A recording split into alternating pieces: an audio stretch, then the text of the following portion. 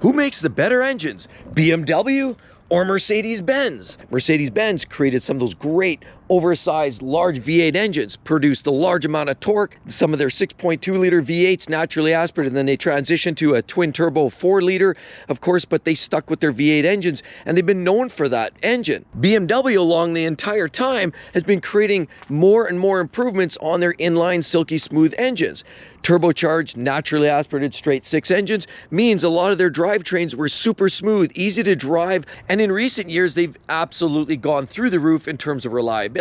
Now the latest news has Mercedes-Benz finally reaching out and openly admitting that they need to borrow an engine from BMW because they create the engine that they need for their cars. There is an unfortunate problem though, with a lot of manufacturers now, they'd love to create anything they want, produce any kinds of performance numbers, 1,000 horsepower, 1,500, 2,000 horsepower, and beyond, all for the sake of bragging numbers, and most of those numbers are strictly just on paper anyway, because the vast majority of people never use that kind of power, nor could they ever use them legally on the street. So manufacturers sell cars by racing them on Sunday, selling them on Monday, but ultimately there is one underlying reason why a lot of these manufacturers stay in business. It's they have to conform to regulations. Fuel efficiency, carbon emissions are all numbers. And now in Europe, the EU7 regulations state that it's going to be harder and harder and harder every single year up until 2035 to actually conform within those strict regulations, regardless of what kind of horsepower numbers they make. But the times are changing, and here we have some of the best sounding street cars known to mankind. You have a Mercedes-Benz, and this one features a twin turbo V8 engine. Of course, you get the all-wheel drive system with that. These AMG models are unfortunately going to be a thing of the past, specifically when you're looking at beautiful vehicles like the SL63, maybe even GLC 43s, and possibly even turbocharged V6s that aren't going to comply with the EU7 regulations in Europe coming up in short time. I mean, we think Mercedes-Benz, we think twin turbo V8s, naturally aspirated V8s, even V12 engines, and those are some of the most legendary drivetrains. It doesn't take much more than reaching out and looking at the likes of Jay Leno's garage and seeing some of the old legendary oversized engines with mass amounts of cylinders to realize the greatness that we saw in the automotive industry. And unfortunately, all that greatness now is transitioning into another place of vehicles that are producing less emissions. Now, we also notice that creates a lot of reliability challenges. While these manufacturers are creating these vehicles that are more and more fuel efficient, unfortunately, that means us as a consumer are going to wind up paying more and more for repairs when those parts and components fail. And the sheer complexity means that you don't hold a chance on fixing those vehicles yourself in your garage in 5 or 10 years once the warranty is gone. Most of these vehicles, by the time we're at 20, 30, and 35, are likely to be throwaway. But there is one major caveat in all of this. Just about every manufacturer that plans to be in business in 10 years from now is either coming up with new technology or partnering up with some manufacturer that knows actually how to create a more fuel efficient engine and still produce the numbers, and hopefully more reliably than we can possibly expect. Big reason why Mercedes-Benz might be trying to get a hold of BMW's engines, admittedly, because they meet the grade. Mercedes-Benz has been partnering up, especially in their lower trim level vehicles. C-Class, CLA, GLA vehicles have been utilizing derivatives of either design or engines directly from French manufacturers like Renault. And a lot of those engines,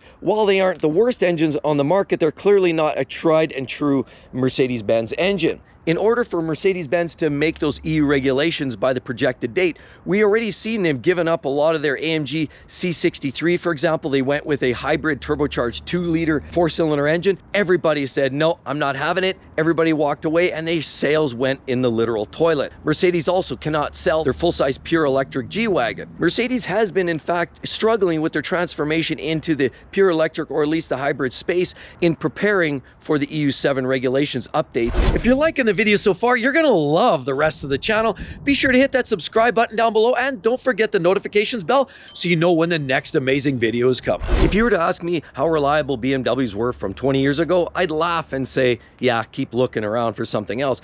But the reliability has vastly gotten better with a lot of modern day BMWs ever since about 2014, 15, 16 and beyond. Particularly 2019 and up, we're starting to see improvements in their 4-cylinder 2-liter engines called the B48, as well as the B58, which is their inline turbocharged 6. They've been vastly improved. They're a modular engine, single turbo, heat encapsulation, better fueling, and better bottom end. Now they're finding an engine that actually will hold up over a period of time. So why manufacturers like Mercedes-Benz have gone from hero to zero in a very short period of time with their big twin turbo V8s and a lot of their large displacement engines, that has now hurt them, because now they've had to go right up there all the way down very quickly to something that's more fuel efficient, like their turbocharged 4-cylinder engines with hybrid drivetrain to replace a V8. BMW, on the other hand, has been the slow boil. And in reality, a lot of the power that comes from that turbocharged 6-cylinder is enough to move vehicles like the X6, the X7, X5, X4, the larger cars, including 5 Series sedans like this and 7 Series sedans. A lot of their 6-cylinder called the B58 has been enough to power those and do it efficiently with great performance and fuel economy. But now Mercedes, realizing that they can't necessarily make the regulations on time for the EU7 and they have to sell their products. Without that, they're not in business. And if they don't adhere to regulators' requests and demands and mandates, they're not sticking around. And Mercedes is not going to sit on their laurels. So they reached out to Chinese-made manufacturers that could provide a 4-cylinder engine that was fuel efficient enough that could meet some of those EU7 regulations. With these recent increase in tariffs, means Mercedes can't even dream about possibly being competitive in today's marketplace when they have to bring those vehicles in at an extremely high tariff rate, means that they need to start looking elsewhere. So guess what? The latest news is Mercedes-Benz is conceding and openly admitting that they need to reach out to BMW for, at least for the time being, their turbocharged 2-liter 4-cylinder engine called the B48. Because for quite some time, BMW has created the most efficient and probably the best performing, and in the last 5, 6, 7 years or so, the last most reliable 4-cylinder engine, in my own personal opinion. The B48 is a 255 horsepower inline 4-cylinder engine with a single turbo.